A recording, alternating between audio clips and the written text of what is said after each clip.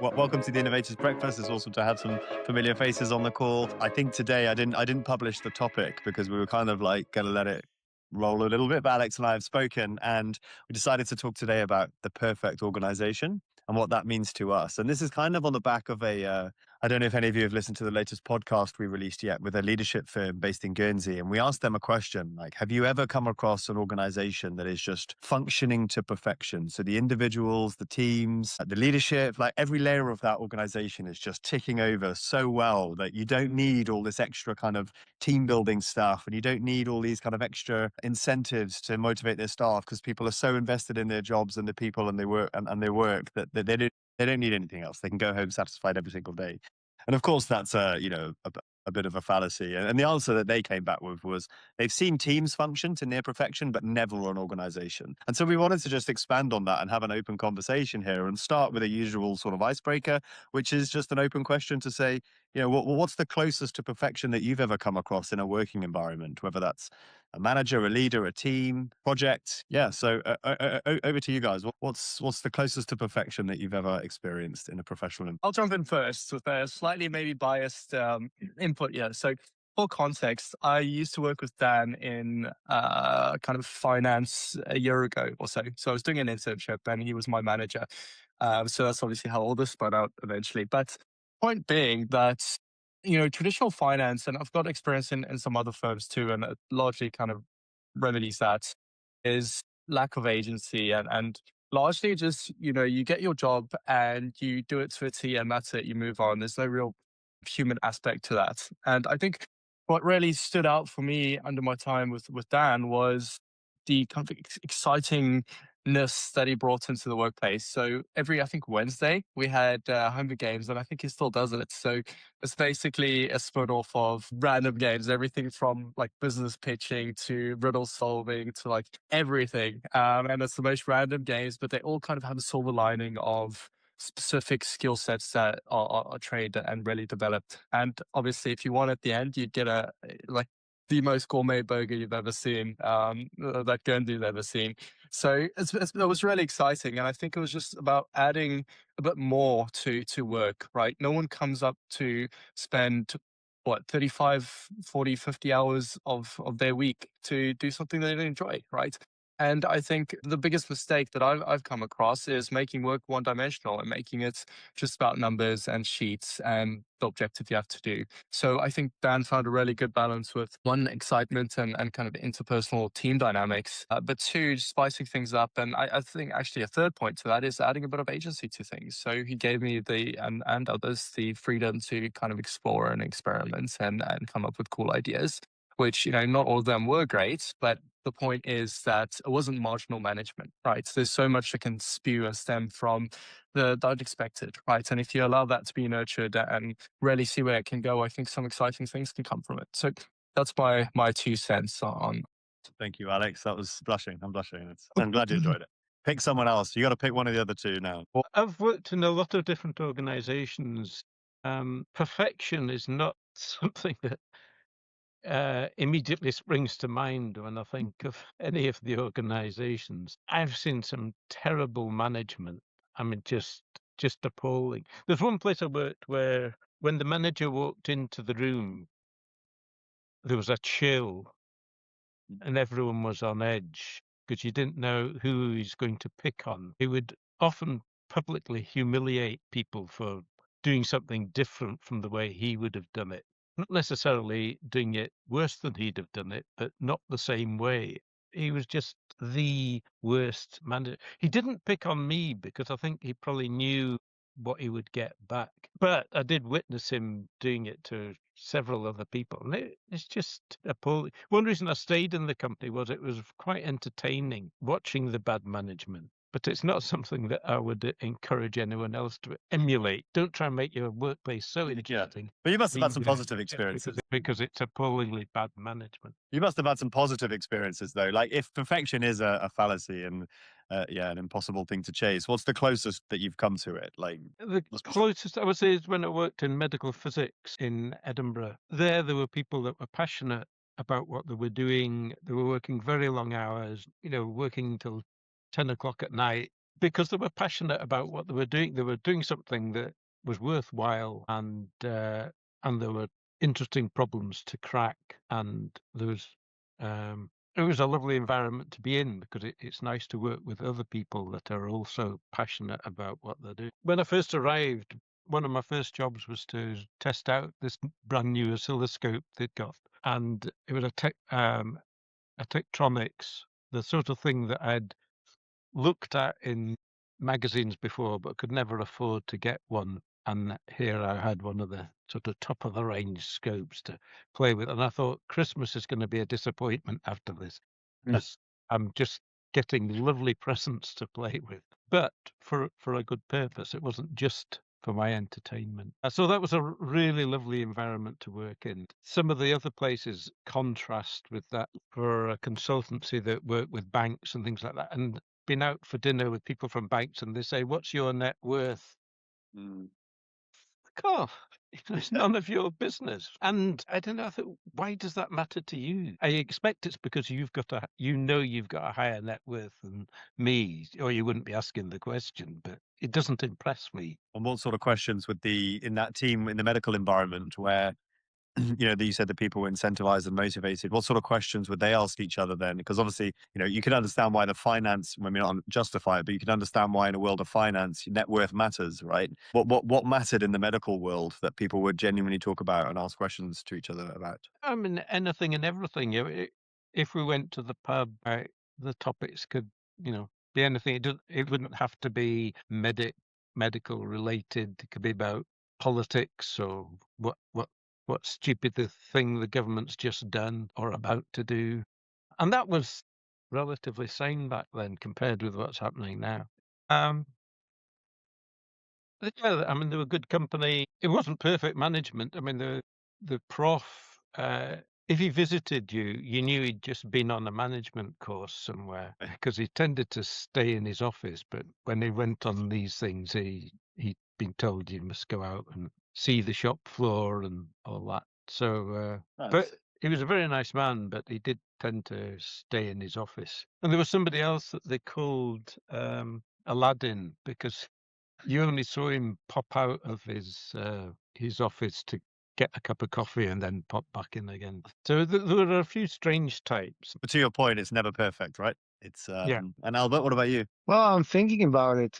I mean, nothing's really perfect from the objectively speaking, right? It's maybe about how you're feeling in that organization or in that team. And basically from what I'm hearing, it's always the management. It's never the employees below, right?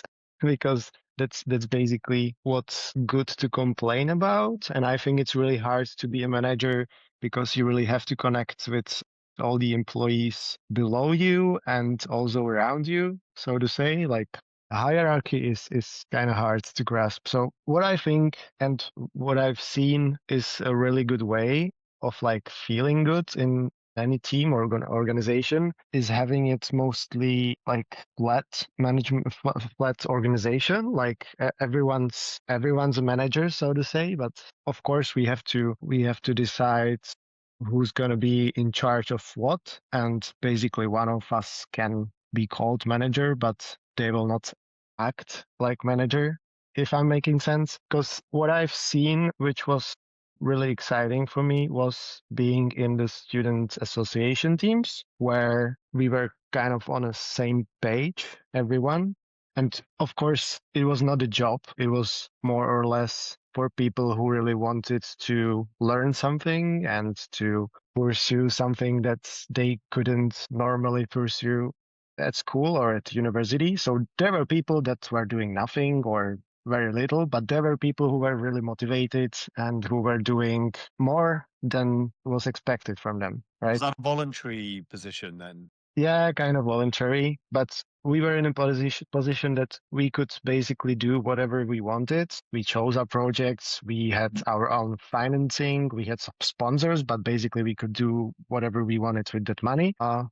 And it was really flexible also with like buying things and deciding what to do next and so on. So it was like really free. And that's something that I haven't really seen in any of my jobs. And it might be like in the future, and it might be present in some startups. I don't know. That's probably the startup way. Yeah, but I think these things, when you don't really, when you're just on a volunteering level, and you are still motivated and have a lot of time to do, then it can work, because something doesn't get in a way of what you're doing that's making it really good. Not perfect, of course, but really good. I think the voluntary layer is really important there, because you've already filtered out, like, the people involved in that team have already gone through a degree of kind of character and motivational filtering by the fact that they volunteered to be a part of that project, and presumably can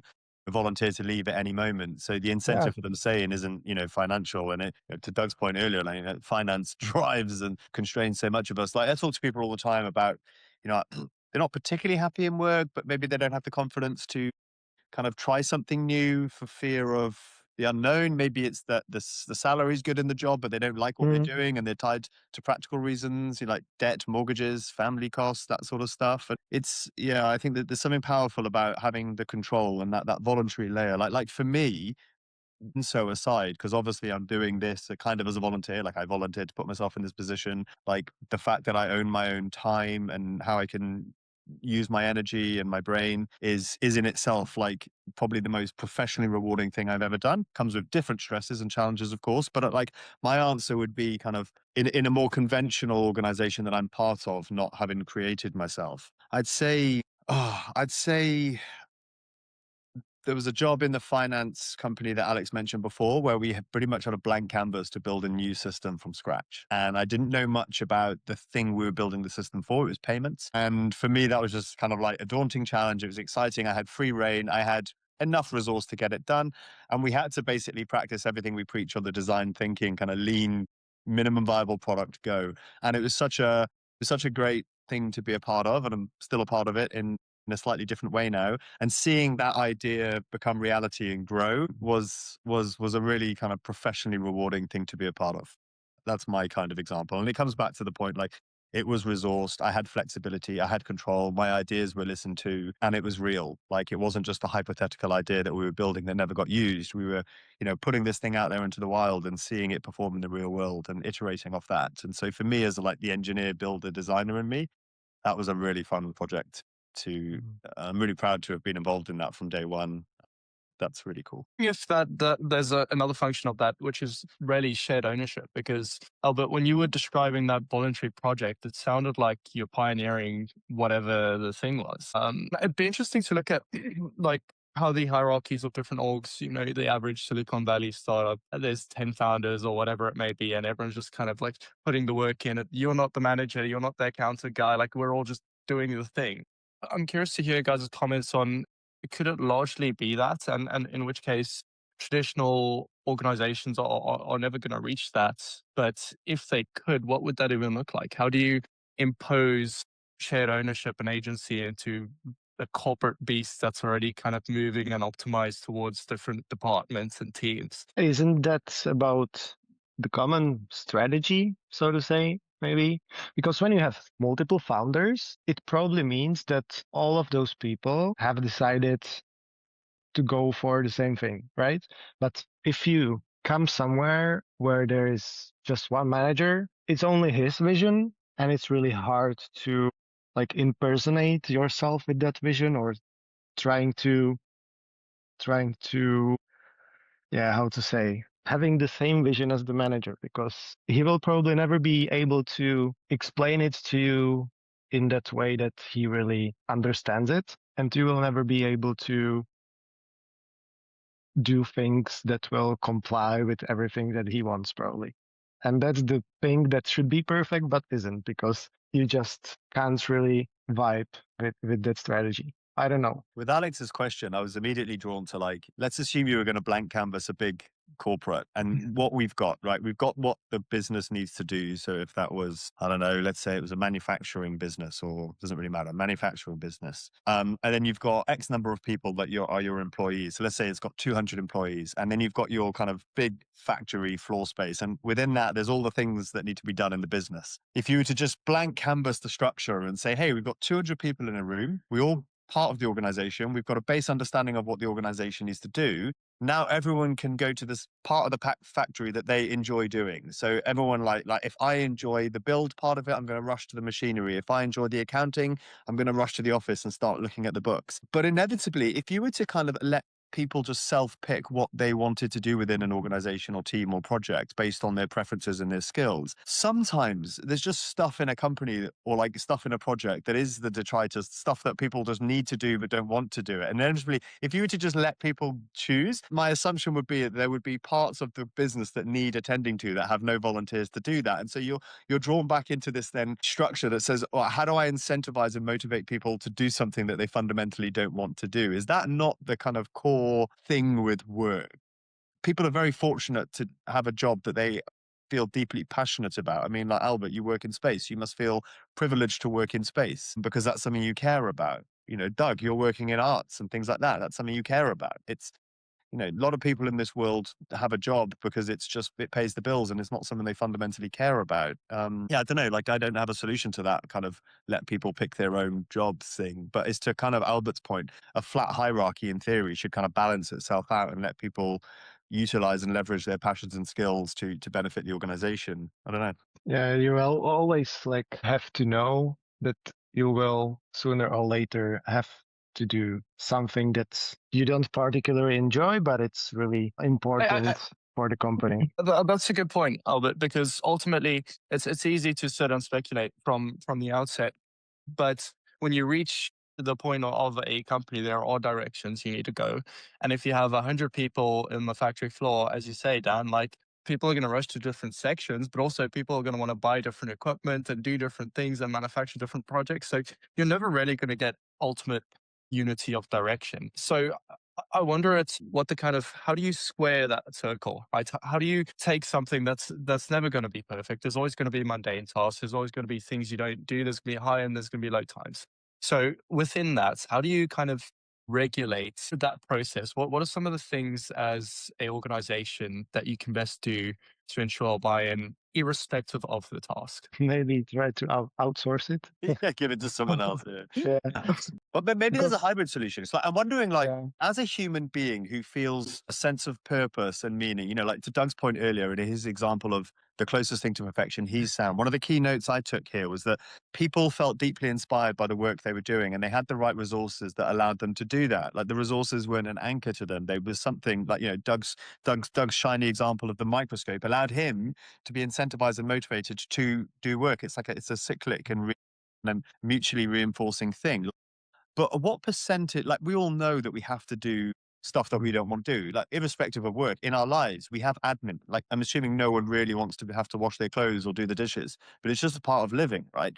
So what percentage of your time as a human being where you have that degree of, I can go work in the manufacturing plant for 30% of my working life, and that's okay for me because I know then that I can deal with the fact that I'm doing 70% mundane stuff because I've got this 30% of my time that is guaranteed ring fenced doing something I'm invested in and that I care about and that I'm passionate about and gives me purpose. Because I'm assuming even if you were to have 100% of the time doing the thing you love, you'd get desensitized to that eventually. And that thing that you started to love might become mundane in itself. So is it just a human trait that we can't have? It's a bit this thing like tracing happiness all the time. If you were happy all the time, that would be your average. You need to experience sadness in order to value happiness. It's probably something similar there with work and purpose and time. So what's my question there is like, what percentage, like maybe go around the four of us, like what percentage of your time would need to be allocated to doing something that you loved for you to be happy and content, knowing that the rest of the time was stuff that you might not enjoy much?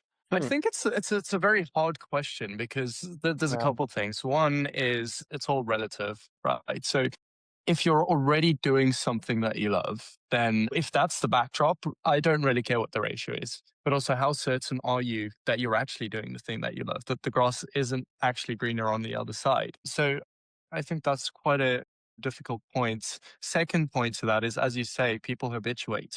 How do you know that your level of discomfort within this organization is sound and actually baseline, like where it should be or not where it should be?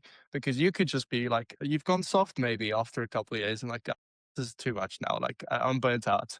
Or actually, is it burnout? Like there's so many other external variables that could also attribute to workplace dissatisfaction, in which case is that interpersonal management, intrapersonal management, or is that something else? So I think there's a load of things, but to come back and give a basic answer, I'd probably say I'd be happy doing. I mean, it's a difficult one because it's basically case in point with INSO right now. Like I love doing it as a backdrop. The extent to which I'd be willing to do the boring stuff as a percentage, probably be at least 70%, because I buy in the vision long term. It's also how you wager up that equation of short term versus long term. So that's 30%. As long as you've got 30% for the good stuff, you're happy with 70% of the. I'm going to note that down for all the admin. Hypothetically speaking. Doug, what are your How about- thoughts? What's your big handfuls percentage? At the moment, I am enjoying nearly 100% of what I'm doing. It's Privileged. I'm retired, so if I don't find a project interesting, I'm not going to do it, and I don't need to do anything. I've got a pension, so I'm only going to do things that I find attractive to do. Within that, there is going to be some boring stuff, like creating an Eventbrite event and wrestling with the fucking idiots that designed the software. Yeah, so there's going to be elements where I'm wrestling with software, and I think it's designed by. Yeah, well, that sparked an idea, Doug. I need to show you something afterwards and get your opinion on something Alex and I are building right now, which is some sort of taking some features from Eventbrite. But sorry, tangent. Yeah, sorry. Just wanted to get it out there while it was popped into my head. Vibe coding. Something else to get out of my head is what does the inside of your nose smell like? Sorry again. There's What does? there's a podcast where that is discussed, because the inside of your nose will have a smell, does have a smell, but you're habituated to it. So Yeah, that's a really interesting point. With Hannah Fry, and they were talking a lot about habituation and how we tend not to notice things if it's been the same for a bit. We're much better at noticing change. Yeah. But sometimes change it's got to be a big change, say particularly for smell. The smells come and go and we don't really notice. But if there's a sudden change, we do pay attention. Whereas rats are several times a second, they're sniffing and making note of changes because it's sort of life or death. Do you think that's a really interesting point. So another slight tangent here, but on that question, do you think our experience of the world and our smells and how we interpret those filters out the natural smell of our nose? Like, have we adjusted to kind of mute that out, and what we're smelling is authentically the thing that is giving off that smell in the real world? Or is it that the smell that the thing is giving off in the real world is combined with the smell of our nose, and our experience is a combination of both? It's really fun. I don't know. Sorry. I love these questions, which I've never even considered that. I love it. Yeah, The stuff you think of when you're supposed to be answering emails. it is an interesting podcast. The Hannah I'll Fry, check it out. I've forgotten what it's called. I'm sure that Google search also, like that Yeah, search yeah. will steer me in there. It's good.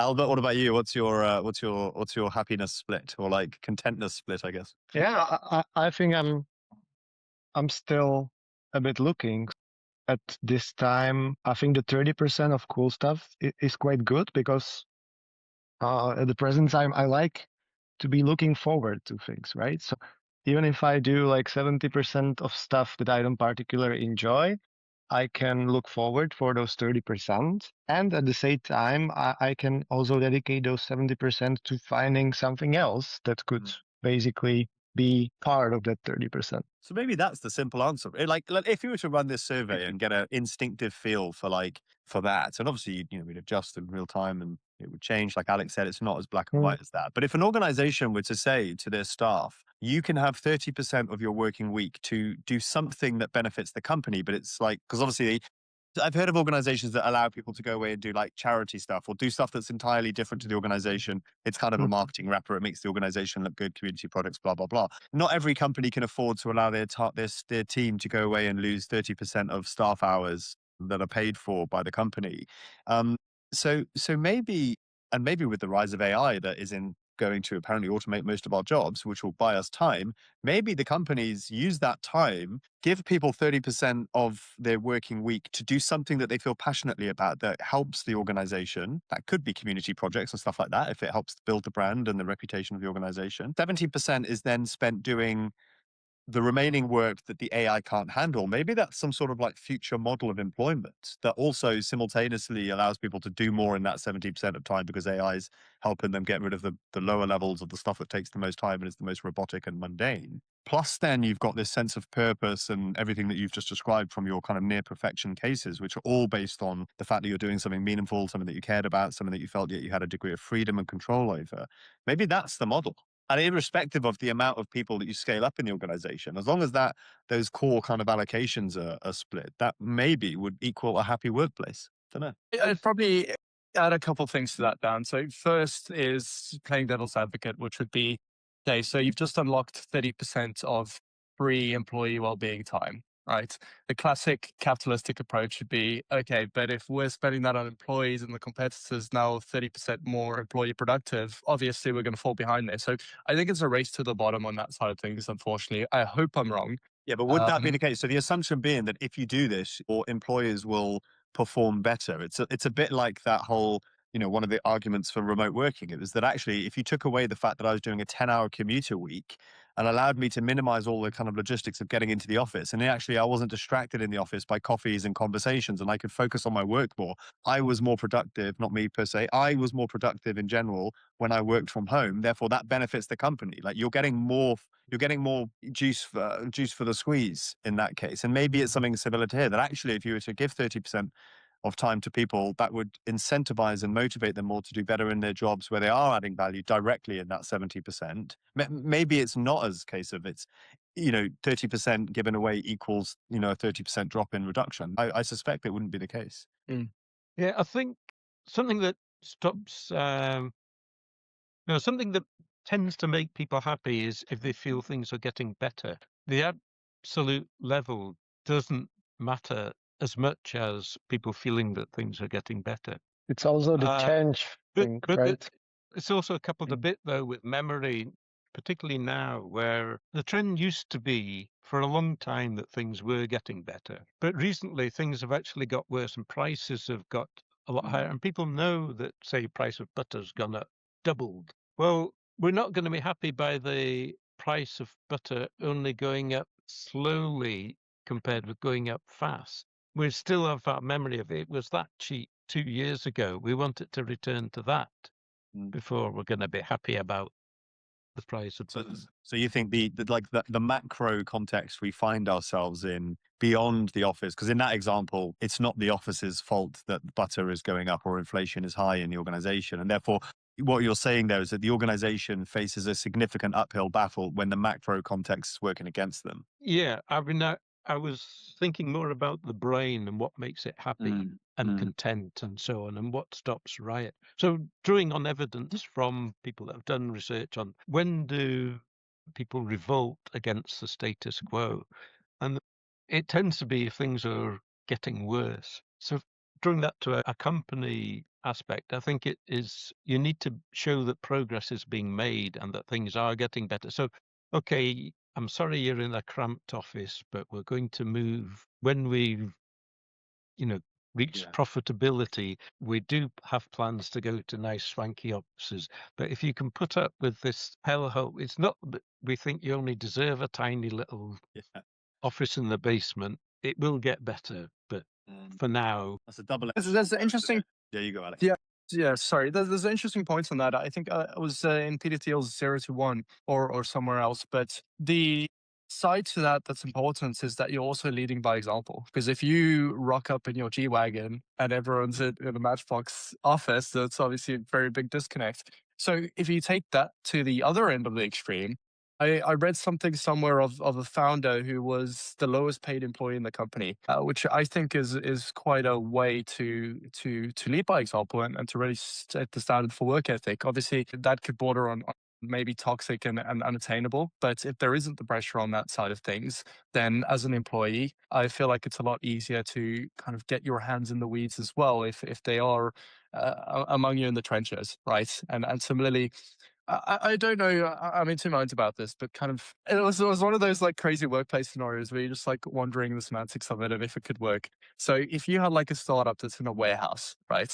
There's like 14 people, and the founder is like he sleeps in the office. He's got like a little glass cubicle with like a bed I wonder what the effect of that would be in the company, and how that would change the dynamics of, just from a social excitement point of view, being like, okay, this guy's on a mission. Just by kind of, what do you call it? Like cross-pollination of that, you're also like, okay, this is going places. Could also put pressure though. Like there's all that thing of like, and it's fine. Like if I've heard of companies, and I don't know the answer to this, but companies that have just a flat salary where, like, irrespective of your role, you're all paid the same amount. So that in theory just negates the kind of financial incentives to work. I mean, maybe there's hidden other incentives like, stock awards, things like that, and ownership that do provide a layer of differentiation. But like, let's assume the military is a good example for this, because you don't join the army to make money, and you know very transparently what every single person in your organization is paid, because it's rank plus time and it's publicized. You know exactly, like a 3-year private will be earning X amount. A first year second lieutenant coming out of Sanders will earn X amount. Like, and so it's not about money, and there's no ownership. So people work there for a different reason. And in that more corporate example, where let's say everyone did have a flat salary, plus there were no hidden incentives like shares, everyone just had, say, the same amount of ownership of the company. And then that example where Alex, the founder, is grafting obviously more than the kind of intern who's getting paid the same, owns the same, and is kind of maybe doing like a more traditional 9 to 5. Like, will that human judgment then come in and be like, oh, well, the founder's doing it, so I feel like I need to do that? And maybe there's other factors in life that prevent you from doing that, even if you wanted to.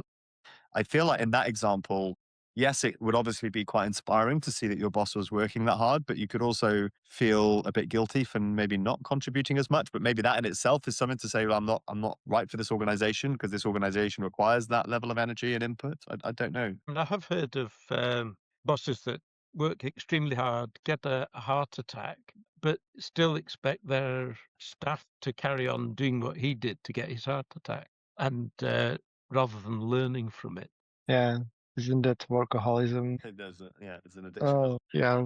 But I also, when Alex was talking about the thing, politics came into my mind. That how can like politicians really represent the people when they are earning 5 times as much as the normal people of the state, so to say, right? So that's also something that I hear people talking about, especially in the Czech Republic. Like, we also have really bad situation with the state workers, and it's probably the same as the army. You have some tables and years of experience, and your wage is basically that. So it means basically how much you're skilled and how many years have you been working on something like this. And still, even if you get like the most skilled and most years of experience, you are barely like above average, but still you are working for the state, and you should see the progress you're making. But I'm not sure if the state workers see that it's going better, or see their influence on the state of the country. Yeah. Yeah, and to Doug's point earlier, if you layer that with like high inflation, it means that you're Yeah. actually earning less over time. It's Think- it's a really difficult one, really difficult balance to find, and I think you can't really avoid that. There are people within that organization that will, even within a sub team. Let's assume that the base, like you just described, that model of state workers, there'll be human dynamics in there that some people work 10, 15, 20% harder than, some other people in the team, and yet they're getting paid the same. And so you've always got this kind of human element of, I don't know if it's judgment per se, but maybe it's kind of, maybe they hold themselves, the person who works 20% harder than everyone else holds themselves to a different professional standard. I don't know. Maybe some people just say, well, I get paid the same whether or not I do, if I file 15 cases away today, or if I file 5 and no one's really Yeah. checking me. Management doesn't check, like whether I do 5 or 10 or 15, like, why not? I'll just sit in my comfort zone and do 5 and have more coffees throughout the day. I don't know. It's a really hard thing. It comes back to this managerial layer, right? Like, do we think that AI is actually going to, like, how do we think AI is going to just, like, this conversation is obviously very much built on the current working model. And let's assume that AI is going to go the way that it's going to be kind of working partners within teams and automating and maybe even to a degree managing performance and output of humans. How is that like? Imagine you had this kind of hyper efficient AI management layer over you that meant that there was no room to hide, and it would expose those sort of differences in terms of I file 15 versus 5. And do we think a model's going to emerge where the person who does 15 versus the person who does 5 is going to be justly rewarded for that extra effort? Or is it just going to be further hidden by the fact that the automation will make the person who files 5 away seem more efficient because they've got these new tools?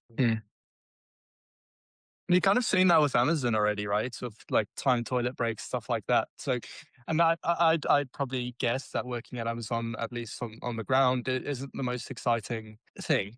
And when you have that pressure on you, I don't think it's going to be about the relative gain of getting what you paid for. Like that is marginal, because the person who's already self-motivating to do that is self-motivating. Whereas if you're the person who's not doing that, the only thing that's going to be added to that is pressure to perform. And I don't think, there's a healthy amount of pressure that's always good, but to that extent, I'm not sure whether or not that'd be more motivating. Yeah. One thing that people hate is not being in control. So that's one thing I would say was hard in the civil service, is that you had no control of events that were going to happen, and you might get a whole load of stuff coming on your plate and you've got no way of sharing it out. Or there might be nothing happens and you don't need to respond to anything, and you can cope. But what people don't like is being out of control, or like example as being in observation balloons in the First World War, where you're up there and you're getting shot at and you've got absolutely no control over the situation.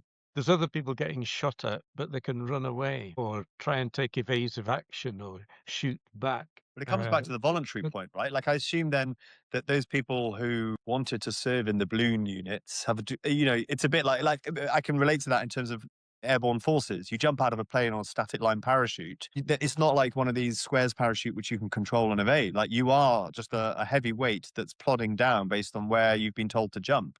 You're getting shot at and you've got no control until you land on the ground. But you also know that the people who are in the sky have volunteered to do that because, back in World War II, there was a financial incentive. It was, by the way, if you join the parachute regiment, you get paid X amount more. Okay, I'll do that. Not really knowing what it was. It was just, again, financial incentive. I think, why am I? But again, it comes back to Albert's point right at the start. Like, there's something about the heart of a volunteer that kind of negates that, right? Like, you volunteer to put yourself in those positions, knowing the risks and rewards that are associated with it. Yeah. Yeah, but if you don't see the change in some time, or if you're feeling after a few months, a few years that you're not doing enough, or it doesn't bring what you hoped it would bring, then it's hard, and you have to switch. At least, yeah, maybe the project, maybe the job, maybe the focus only. One of the biggest threads that comes with this is naturally, best case scenario, you join the job and you're hyper aligned, you signed up for it, you volunteered, whatever the case may be. And, it's all sunshine and rainbows for the first couple months, but naturally there are things that maybe tick you off or that you don't want to do, or whatever the case may be. Just the classic spiel of corporate or whatever the job or gig is. I think the largest thing, again, not based on much experience, but my hunch is that the largest contributor to dissatisfaction is not having a voice or a platform to voice it on. If you've got an issue with whatever the program is that's being launched, not even from a execution base, just from a principle base. Like, I believe in this company, I think this is a bad project. And if you get pulled rank on or just shut down preemptively, that is like, okay, so actually I'm not part of the company. I'm not really driving things. So I think it's more about having some way to input to the relevant people. So one of the things that we're trying to get is eventually, when we kind of roll this out on corporate scale, is diagnosing what the sentiment looks like, what the ideas of the people in the company are, at what level, and how that integrates properly. And I think that could be a self-managed thing. If any manager and department just has some sort of form or some sort of way to just debrief and talk about something and say, hey, I get what you're saying, and these are the reasons why. Let's talk through this. I think that's honestly what corporate gets wrong in today's world. But to Doug's point about positive change, like I think, yes, you absolutely need that forum to allow people to express. But if those ideas continually get shot down or acknowledged in a hollow way, then you don't see the change. And therefore you start to become disincentivized or you start to lose faith in that channel to communicate anyway, because it becomes, but what's the point? I always, I've given you 1,000,001 good ideas, or I've expressed X amount of thoughts. None of them have happened, and none of them have resulted in a change to my experience of the thing that I care about, or the thing I meant my points related to. And so and I think it was Alex's point earlier about leading by example and doing it, right? And for the managers and leaders who have the resources and the ability to make decisions based on listening to other people, if they don't do anything with that power, then I think you don't get the change, and therefore it's all irrelevant.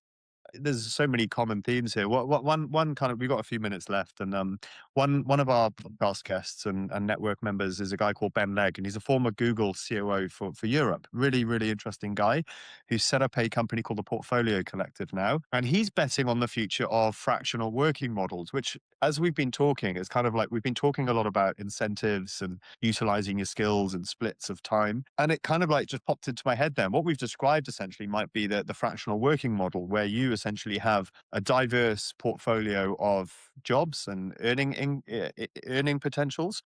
And the idea being there, and the vignette that he gave on the podcast, was that if you're a fractional CFO, or sorry, if you're a CFO in a traditional company right now, what percentage of your time is spent doing work that's at or above your pay grade? And I can't remember what figures he gave Alex from the research, but it was surprisingly low. You spend the majority of time doing stuff that's technically below your pay grade, which is a wasted opportunity for the people who are below you. They should be doing that to get experience. So the fractional working model is great because it allows you to diversify your experience, spend more of your time doing the things that are at or above your pay grade. So you're earning your keep, or you're developing and learning yourself, creating an opportunity then for the fractional people below you in the hierarchy to take the work that you would have been doing before, so that they're learning. And again, the model goes down. It's like the same question applies whether you're a C-suite or an intern. Like, what percentage of your time is spent doing work that's at your pay grade? And if you can maximize the efficiency of that model through something like a fractional working model, and also then you're sharing best practice. So if I'm a fractional CFO of 5 companies, well, every single one of those 5 companies is going to get the shared benefit of my kind of more global perspective, as opposed to kind of being siloed or thinking only in a kind of echo chamber of the organization, the single organization I'm represent. Maybe, Alex, this whole conversation just reinforces Ben's prediction on fractional working models applying in the future to lower levels of organization. I don't know. Maybe it does. Yeah. And I think kind of mirroring on what we've largely discussed here, on the fractional model side, when you have, let's say, a really good CFO is going to cost you 250K, you can have a really good fractional CFO for 100 to 150K, plus a mid-level manager for 50K or 80K, whatever that may be. Or you've got you're saving, let's say, 20 to 50K, whatever the actual number is. But B, you're actually training the second person up now to perform that role one day. So it goes back into also having capacity to improve and kind of be part of something, right? Because in the prior model, you'd have the CFO, everyone else is the CFO, and the CFO does the CFO stuff. Now you've got someone more junior learning, growing, and being part of the CFO stuff. Yeah, I must admit, I do see that model maturing and becoming more standard. I guess the biggest risk then is companies saying we're going to lose the continuity of our staff, and there's risk of kind of us not being able to access the people when things go wrong. Maybe AI is the solution there, and then things that AI is kind of running the day to day, and it's only the humans that input on the human decisions. I don't know, but anyway, that's a fascinating conversation. The hour goes so quick. Are there any closing points that people want to raise while we've still got a few minutes left? I think that's all of my notes covered. I was just thinking digital twins could be powerful here. So if you're a fractional CFO or whatever, but you allow your digital twin to be used 100% of the time, but it can be guided by you and corrected by you. And just explain that digital twin concept. Is that essentially having like an avatar that's kind of integrated with AI decisions and processes? So you feed in your knowledge and all your papers and everything that explains how you work and your experience, and then it answers questions the way you would, and it's available, essentially costs. Are you aware of any very- organizations using that concept at the moment? Because I'm just trying to think, like, humans tend to be the ones that cause the problems by kind of, again, like everything that was described before. Like, I might say something and you might interpret that and do something that's based on just breakdown of communication or understandings. Like surely a digital twin would just bring that level of almost like human potential for error into the AI model. Like why is it not better that the AI just does its own thing without these kind of anthropomorphized human layers? I don't know. Like, are you aware of anyone using digital twins? Well, I have used digital twins of other people to have asked them their digital twin various questions, and I've been happy with the answers. I felt it's added to my understanding. To have actually consulted them to spend the amount of time it would have taken would have cost hundreds of pounds. I will be able to do it all on its own, but at the moment, AI's got a terrible absences of knowledge. The whole other stuff it has got no clue about. So it can give incredibly bad advice with complete confidence Yeah. and just make up stuff. So we're not there yet, but you could have it tailored as well. So I see it attractive, this fractional working model. So I saw And it could be made all the more attractive if you knew that you could have recourse to the twin at any time of day. And you could learn from that, like say, like the digital twin could be working in the day and then give you a summary of what happened in that day, so that you're at least retaining some sort of situational awareness and lessons learned from that activity. Hey, one thing, just maybe a final point. It's on the digital twins idea. Sorry, it's just popped out of my head. It was something. Oh no! So I saw an example recently where someone had done a LinkedIn post saying about how they've got this they built this great tool that helps them learn, and essentially what they've done is scrape kind of all the content online from 4 trusted people. So like it could be like Simon Sinek, Peter Thiel, like plus other people, fed all that knowledge into a central AI, created kind of then the 4 AI personas of the people that provided that content. So he had like an AI persona of Simon Sinek, and he would drop a problem or question into that and then get 4 different perspectives. So they get an answer from Simon Sinek, they get an answer from Peter Thiel, plus whoever else they want. And they were like, this is great because I'm essentially like being able to talk to Peter Thiel or Simon Sinek. And then people are like, yeah, but that's pretty unfair because like Simon Sinek and Peter Thiel are missing out on an opportunity there. And let's say it was a consultant that charged for their time. Like it's an interesting risk. Like, I'm assuming this digital twin model would have some form of, if I wanted Dan Wood in person, I would pay X amount. And then if I wanted Dan Wood's digital avatar to kind of be that first layer, it's maybe like a consultancy reduced rate. It's like maybe 20% of what it would cost to have Dan Wood in person. I don't know. I'm assuming that there would need to be some sort of model there if you were going to use that for a more traditional consultancy sort of thing. But maybe there's maybe some thought there. Authorship rights. Topic. Maybe that's a good time to end the call. Hey, well, thank you so much, everyone. That was fascinating. Yeah, my mind is spinning with all these ideas. But the biggest question for me is, what does my own nose smell like that I've got noted here? So cheers, Doug. I'm going to go away and ponder that one. But have a fantastic day. We're scheduling these for every month now. So I'll share a calendar link with you so you don't have to bother signing up each time. It should just be in your calendar for the whole year and drop in, drop out as you do. But thank you guys. Have an amazing. Perfect. You too. Love it. Cheers. Bye.